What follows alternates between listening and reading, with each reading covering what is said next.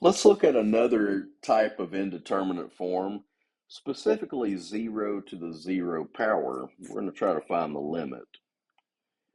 The limit as x approaches 0 from the right for sine x to the x power. With indeterminate forms where the exponent's involved, we're going to use this natural log property. If we have a term raised to some power, if we natural log that term, we can bring the power out front and get it down to the base level instead of up as an exponent.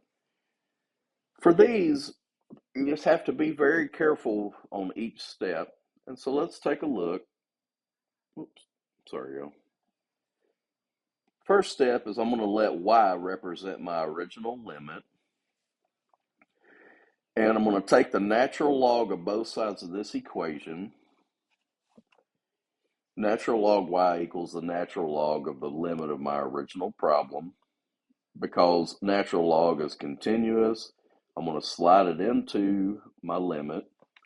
But I'm also going to bring this power of x down, just like this red power property of logarithms. And so now I have the limit as x approaches 0 from the right of x times natural log sine x. And again, I brought this x down into the front. I am at 0 times negative infinity in determinate form at this point, but I can make adjustments and get this into one of L'Hopital's indeterminate forms. So what I'm going to do now is I'm going to take this x to the denominator and write it as its reciprocal. As x approaches 0 from the right, this denominator will get larger and larger, infinity. The numerator, sine of 0 is 0, and as you get closer and closer to 0 with natural log, you have negative infinity. So we've reached an indeterminate form, infinity over infinity. And we can apply L'Hopital's rule. The derivative of the numerator is 1 over sine times cosine. The derivative of the denominator is negative 1 over x squared. Cosine over sine we know as cotangent. What I'm going to do here is I'm going to trade sides of the fraction. I'm going to move this term to the top using its reciprocal, negative x squared.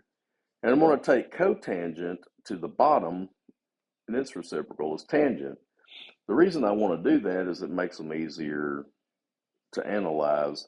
Plus, if I have to do L'Hopital's again, which that's a spoiler alert, I can do it fairly easily because they have fairly easy derivatives. Let's reassess. As x is approaching 0, tangent of 0 is 0. Negative 0 squared, that's also 0. So I have another indeterminate form where I can apply L'Hopital's rule. 0 over 0 is one of the candidates. Let's take the derivative of the numerator. Negative x squared has a derivative of negative 2x. Tangent x has a derivative of secant squared x. Now, when I replace the x's with 0, I have a 0 on top. Negative 2 times 0 is 0. In the denominator, secant squared of 0, that's 1. Why is that? Cosine of 0 is 1. Reciprocal is 1 squared, still 1. And remember, secant is the reciprocal of cosine. Anyway, long story short, this comes out to 0. Let's remember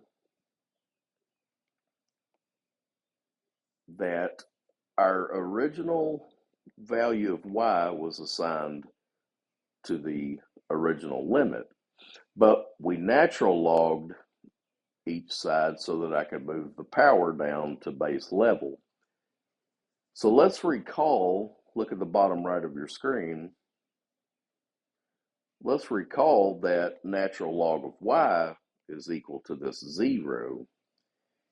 If I exponentiate both sides of this equation with e to the natural log of y is y, which was my original limit. E to the 0 is 1.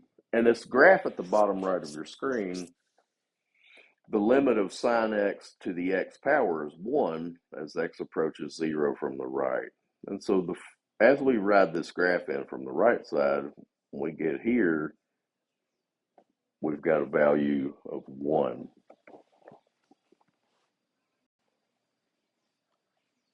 Let's look at a similar case.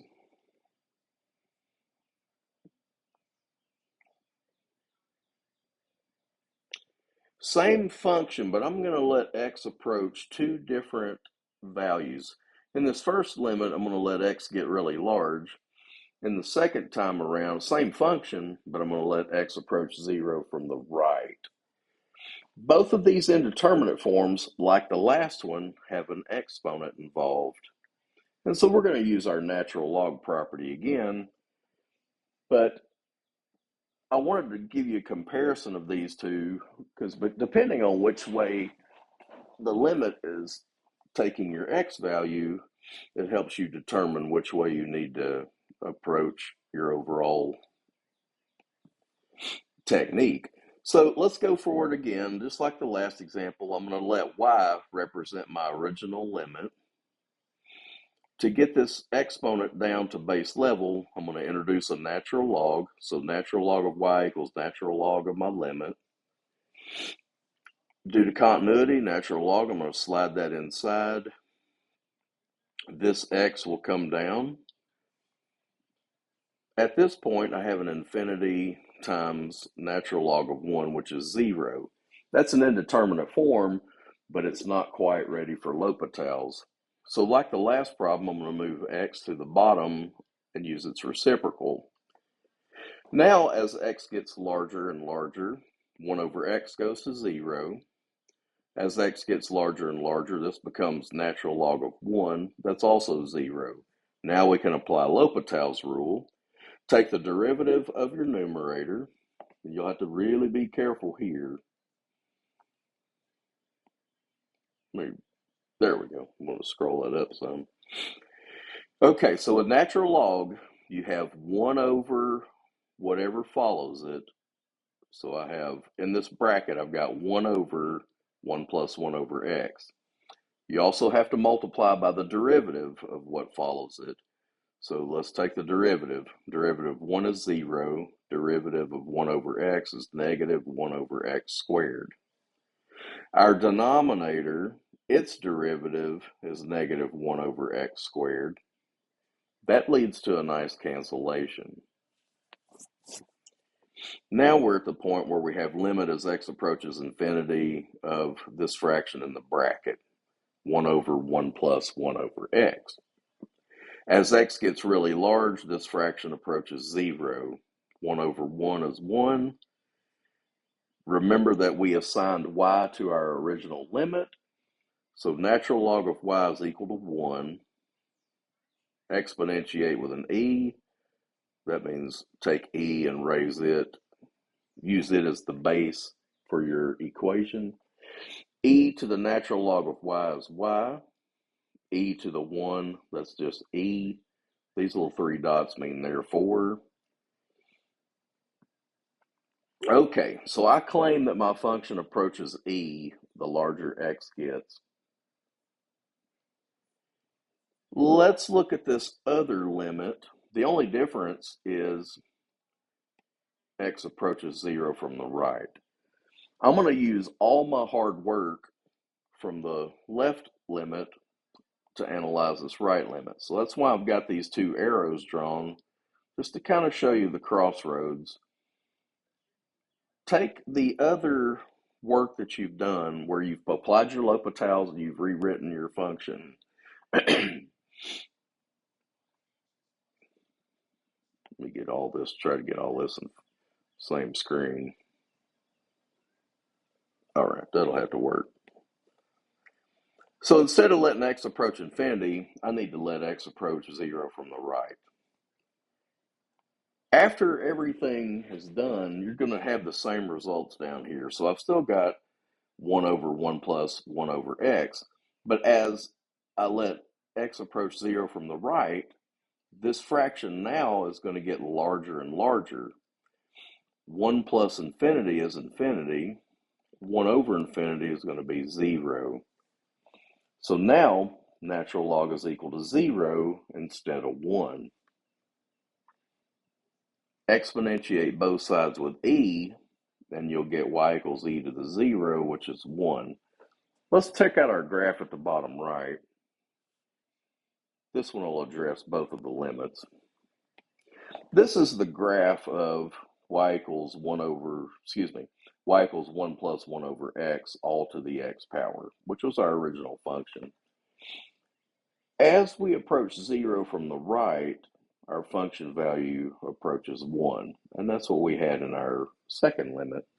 As x gets really large or heads out to positive infinity, this function value settles down at e.